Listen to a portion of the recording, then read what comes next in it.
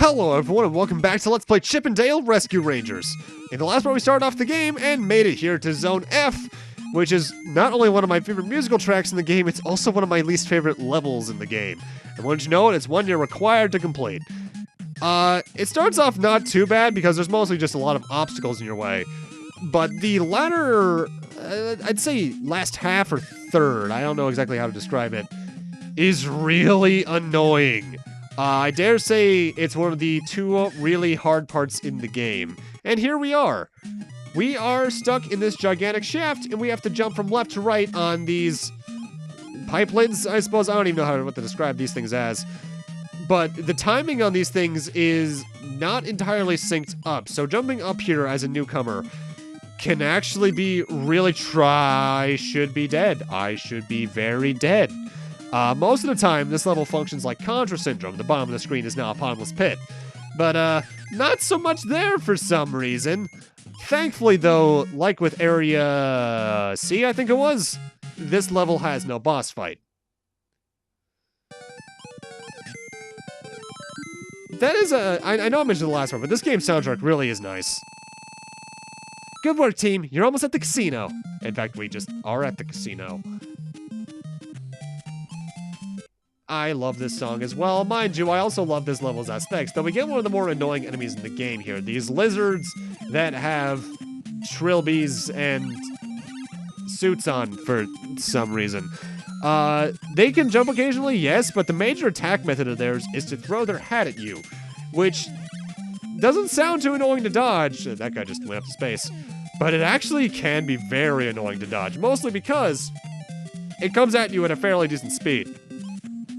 Also, I showed it off last part, but these gray blocks, that like the ones I'm standing on right now, you can pick them up, and when you try to throw them, you actually just plop them down. So you essentially use them to try and build platforms up. And those are the rhinos. You might remember the chickens from last part that could kick boxes out of the way.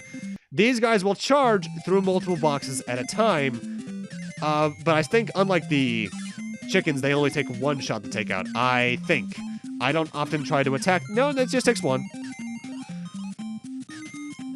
They're actually a bit less annoying, mostly because they don't come at you as quickly in my eyes.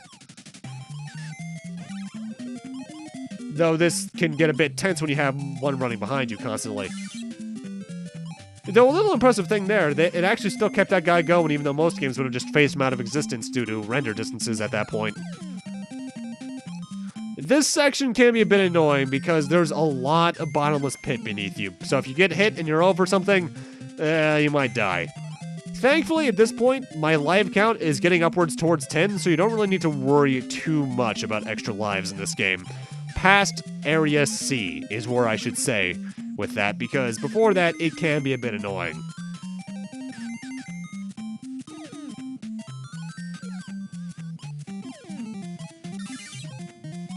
Ooh, extra one up.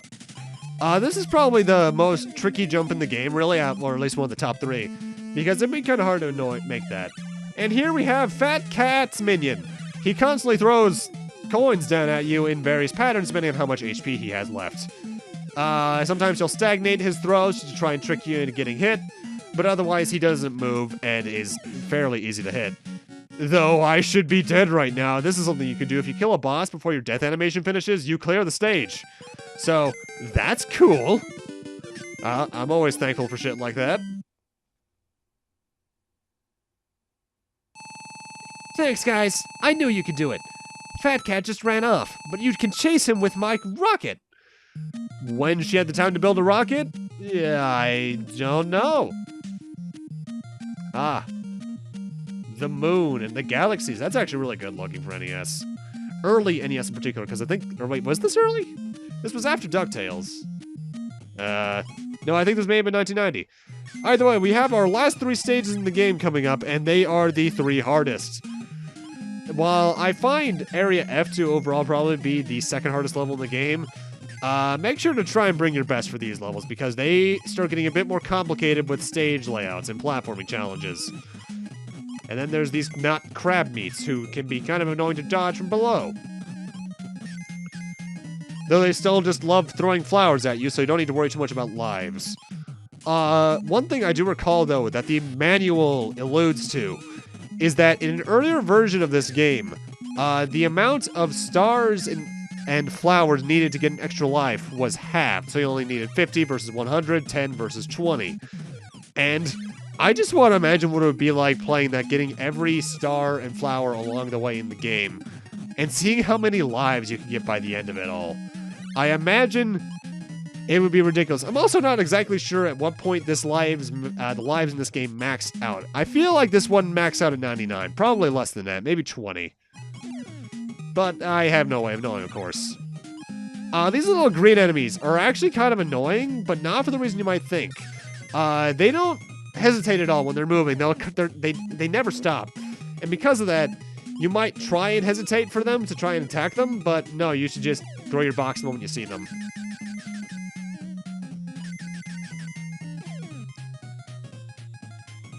They also transform into, I think, whatever chipmunk becomes parallel with them first, which is weird. And that's the last stage with no boss fight. No extra life there this time. Oh, well. I'm going back to headquarters, so don't worry about me. Watch out for the fans in Zone I. They could blow you away. You don't say. Stage I probably is the second hardest level in the game normally, because it's the only level in the game that has these little pelican enemies, once again, very small for a pelican. And what's annoying about them is that if a box makes contact with their head, they will throw it back at you and stun you. The only way you can take them out is by throwing a box at them from behind or hitting their feet, which is surprisingly tricky to do. The fans here will blow you away, or, well, yeah, they'll just blow you away, which can either push you forward faster or cause what's going on right now to happen and just be really annoying. You want to be careful with your boxes because there are times where you have a limited amount and thus might not be able to take out a pelican too well. What that fade jump cut there, by the way, was me getting dinner because I had to pause the game. Also, for some reason in these stages, I think it's due to the amount of blue in the platforms, they actually changed the color palette of all the pickups to incorporate a bit more blue, which, weird, but the NES's limited color palette I can understand it with.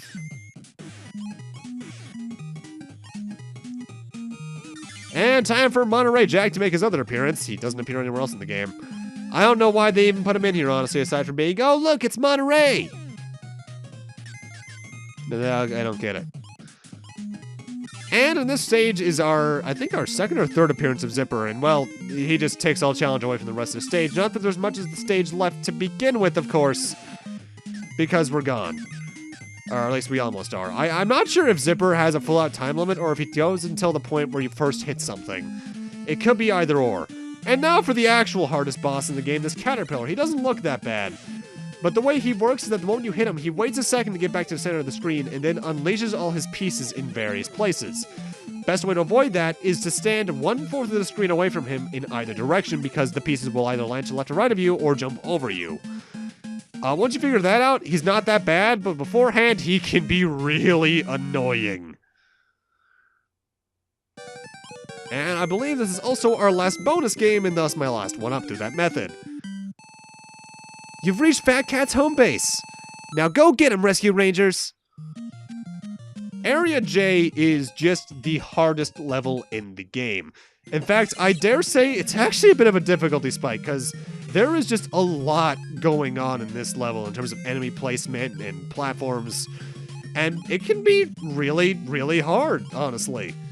For the most part, this game is very easy, except for this level. Speedrunners can still blast through it, obviously, but I've always had trouble here.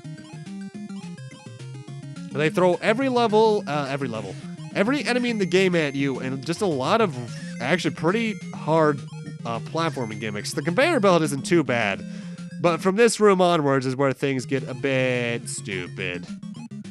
We also get these plunger firing mice that look like they should be firing Tommy guns. They're not too bad here, but when you're in an area what will be coming up eventually, where there's no real way to avoid them otherwise, except for running right through them, they can be a bit annoying. These axes are also annoying because their timing is a bit weird. You don't jump over them. You have to jump onto their platform when they're facing to the left like that. And you'd be surprised how long that can take me to adapt to. Mostly because other platforming gimmicks in similar games, you have to do it when it's towards you. We're actually coming up on what I consider the hardest part of the level, but it's also after a part of the level that's completely reused from Area D, I think it was. You might remember the place where we had to throw switches up. Yeah, we have to do that again. There's, I think, minor puzzle solving, because you have to hit, like, the second switch here. I'm not actually sure what the first switch does at all. And then you just have to do it a third time. Wow. But actually, here is the hardest part of the level, because what we have here is one of those guys immediately, so to dodge him, since I don't have a box, I have to do that. Pick this up, throw it at that guy before he can hit you, and then just get destroyed by that guy because you can't dodge in time. Once you're clear of that section, though, there is basically no real challenge left in the game, because we're coming right up on the last checkpoint, and thus the final boss, because every boss is a checkpoint. I think the way this game does checkpoints is that's after every door you enter.